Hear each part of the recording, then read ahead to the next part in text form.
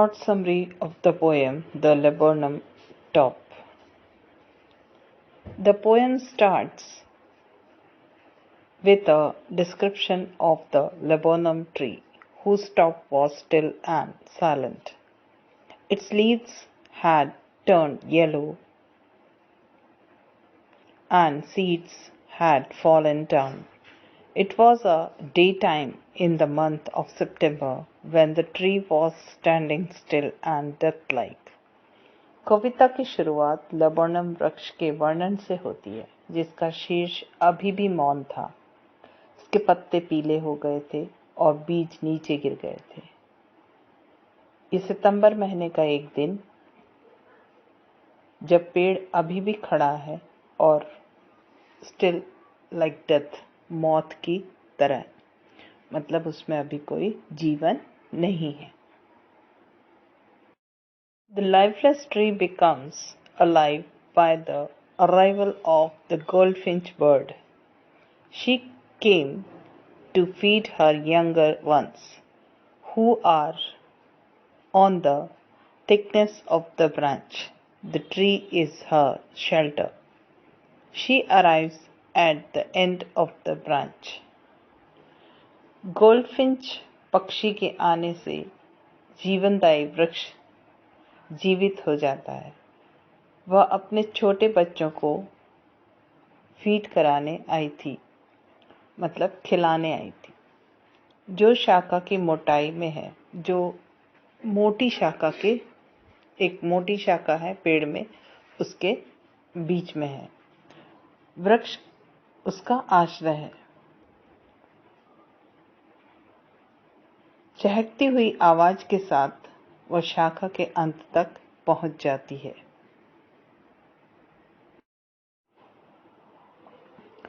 With a chirping sound, वह चहचहाती हुई आवाज करती हुई, she further moves to the other side of the branches with a rapid and precautionary movement like a lizard. वो आगे की ओर बढ़ जाती है और शाखा की दूसरी ओर, और तेजी से पर एहतियात बरतती हुई। किसके समान? छिपकली के समान। लिजर्ड मीन्स छिपकली। प्रिकॉशनरी मूवमेंट मतलब एहतियात बरतना।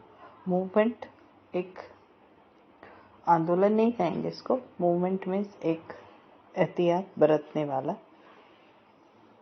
प्रिकॉशन लेते हुए। As soon as she arrives, her younger ones start shaping like a machine and vibrating and flapping their wings. जैसे ही वह पहुंचती है, उसके बच्चे, छोटे बच्चे बहुत तेज तेज चहचहाना शुरू कर देते, एक मशीन की तरह लगातार चिल्लाते और कपकपाते और अपने पंख फड़फड़ाते हैं। कपकपाते इसलिए कि वो बहुत छोटे हैं। वाइब्रेट मतलब कपकपाना। The death-like tree becomes alive and it trembles and shakes. मृत्यु जैसा वृक्ष जीवित हो जाता है और कांप जाता है और हिल जाता है।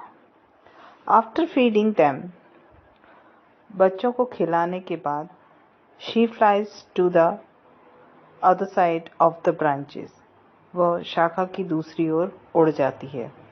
Her dark-colored face with the yellow body was barely visible as she vanished behind the yellow leaves.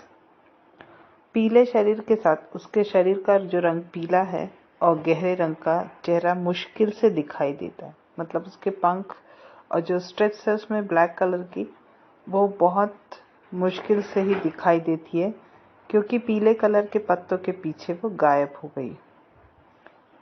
Flew away in the sky, leaving the tree death-like again. वह आकाश की ओर उड़कर गायब हो जाती है और वृक्ष को फिर से मृत्यु की ओर छोड़ देती है, मतलब फिर से मरने को छोड़ देती है।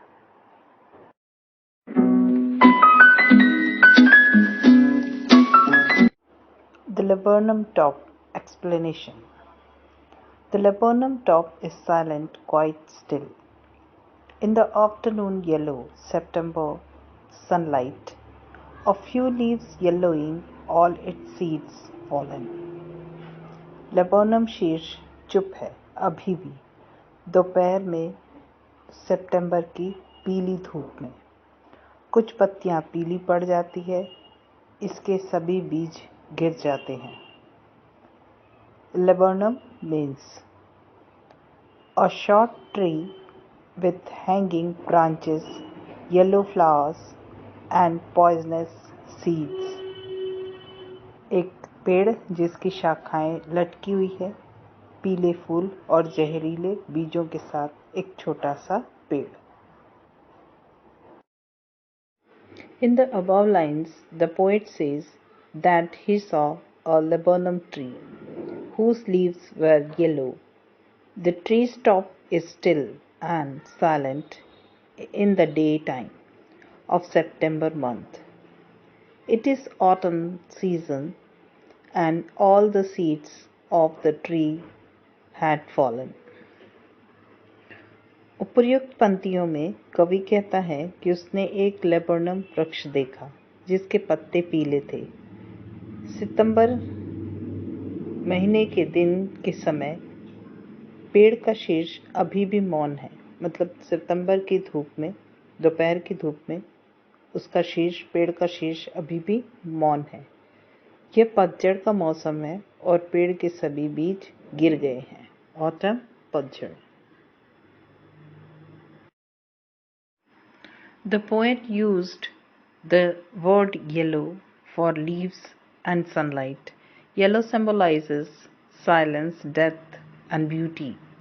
He describes the whole sense of the tree with this color. कवि ने पत्तियों और धूप के लिए पीले शब्द का इस्तेमाल किया है। पीला मौन, मृत्यु और सौंदर्य का प्रतीक है। वह इस रंग के साथ पेड़ के पूरे दृश्य का वर्णन करता है। Till the goldfinch comes with a twitching chirp. Goldfinch जब तक बहुत तेज चहचहाट करते हुए आता है, मतलब बहुत तेज चहचहाता है। A suddenness and a startlement at a branch end. और अचानक और शुरुआत, एक अचानक शुरुआत से आता है ब्रांच के अंत में, मतलब अचानक आता है। Then sleek as a lizard and alert and abrupt. एक छिपकली के रूप में चिकना और सतर्क और चौकन्ना। She enters the thickness and a machine startup. वह मोटाई में प्रवेश करता है और मशीन चिटरिंग से शुरू हो जाती है, मतलब वो जैसे ही शाखा की मोटी ब्रांच पर पहुंचता है तो बच्चे मशीन की तरह चिल्लाना शुरू करते हैं। Of chitterlings and a tremor of wings and trilling. वो अपने पंखों में कंपन और ट्रिलिंग्स उत्पन्न करते हैं, मतलब वो वाइब्रेशन, एक कंपन लाते हैं और फड़फड़ाते हैं। The whole tree tremble and thrills. जैसे ही वो ट्रम्बल करते हैं तो पूरा पेड़ भी कांपता है, मतलब रोमांचित हो जाता है, क्योंकि वो उन्हीं के कारण जीवित हुआ था, इसलिए वो पूरी तरह से रोमांचित हो जाता है। It is the engine of her family. She stokes it full, then flutters out to a branch end, showing her barred face, identity mask. Goldfinch और लेबोनम ट्री दोनों ही उसके परिवार का एक इंजन टाइप के, वो उसको एक भोजन लाती है और एक उसको पालता है। फिर एक शाखा के अंत में फ्लर्ट करती हुई वो उसमें से गायब हो जाती है। उसका वर्जित चेहरा, वर्जित, बैरड मीन्स वर्जित, मतलब उसका चेहरा पीले पत्तों के कारण दिखाई नहीं देता, केवल एक आइडेंटिटी मास्क, मतलब उसके फड़फड़ाते हुए कुछ जा रहा है, एक मुखौटा टाइप का दिखाई देता है। A goldfinch bird comes to end the death-like scene of the tree and makes a sudden chirp sound.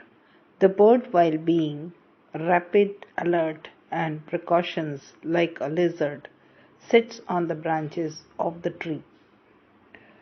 Goldfinch पक्षी पेड़ के मौत के दृश्य को समाप्त करने के लिए आता है और फिर अचानक एक चहचहाट की ध्वनि चिरपुप मतलब चहचहाट की ध्वनि करता है और छिपकली की तरह तेज, सतर्क और पूर्वाभास करने वाला पक्षी पेड़ की शाखाओं पर बैठता है।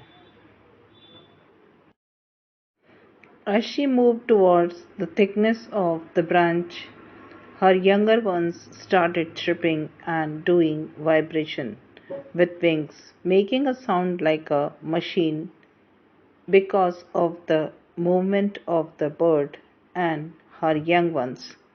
The tree starts to shake and thrill. जैसे जैसे वह शाखा की मोटाई की ओर बढ़ती गई, उसके छोटे छोटे बच्चे और जोर जोर से चिल्लाने लगे।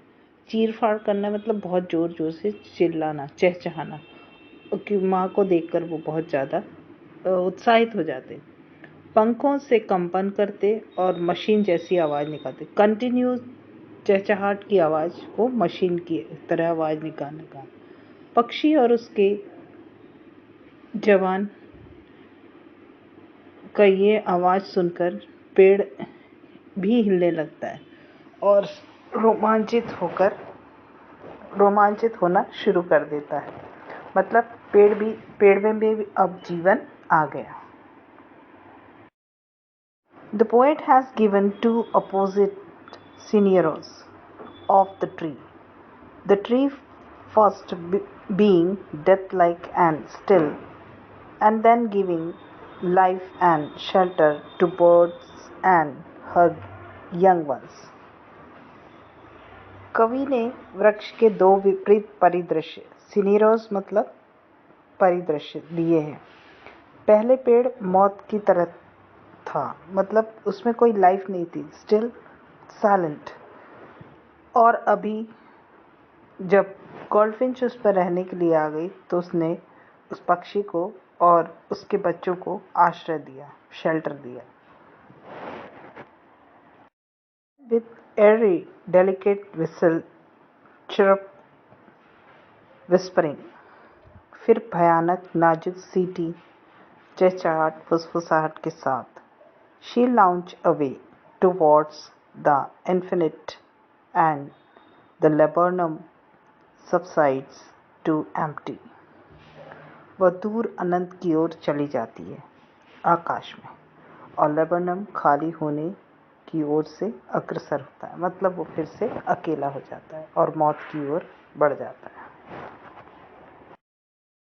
After reaching the end of the branch, the bird makes a sweet chirping sound, just like whispering, and flies away towards the infinite sky. It again makes the laburnum tree silent and death-like.